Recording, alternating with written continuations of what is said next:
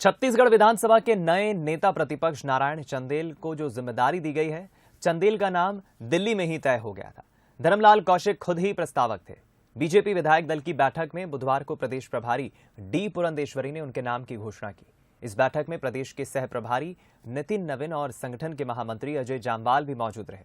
अब चर्चा है कि संगठन के और भी प्रमुख चेहरों को बदला जाएगा और चर्चा ये भी है कि बीजेपी ने 2023 के चुनाव के लिए नया समीकरण तलाशा है। देखिए रिपोर्ट। छत्तीसगढ़ को मिल ही गया नया नेता प्रतिपक्ष। बीजेपी की नजर मिशन 2023 पर। पहले बदला अध्यक्ष, अब नेता प्रतिपक्ष।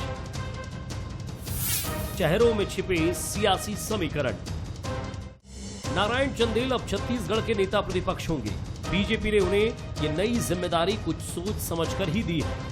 पहले सुनिए नया पद मिलने पर नारायण चंदेल की प्रतिक्रिया।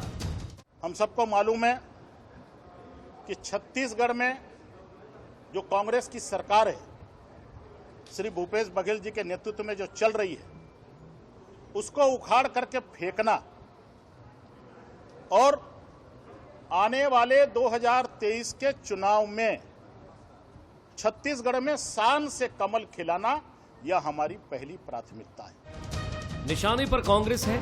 तैयारी 2023 के विधानसभा चुनाव की है। इस रणनीति के तहत बीजेपी ने पहले अध्यक्ष बदला, अब नेता प्रतिपक्ष भी चेंज कर दिया। आइए आपको बताते हैं इन चेहरों के पीछे छिपी सियासी समीकरण की रणनीति। अरुण साहू बिलासपुर से सांसद है और नारायण चंदेल जांजगीर से बीजेपी के विधायक हैं। प्रदेश अध्यक्ष अरुण साहू समाज से आते हैं। नेता प्रतिपक्ष नारायण चंदेल कुर्मी समुदाय से आते हैं। दोनों ओबीसी के बड़े नेता हैं। साहू समाज 22 से 25 सीटों पर सीधा निर्णायक भूमिका निभाता है। कुर्मी समाज 12 से 15 सीटों पर प्रभाव डालता है। इस तरह कुल 90 सीटों में करीब 40 सीटों पर ओबीसी वर्ग का असर है। इसी पर बीजेपी की नजर है।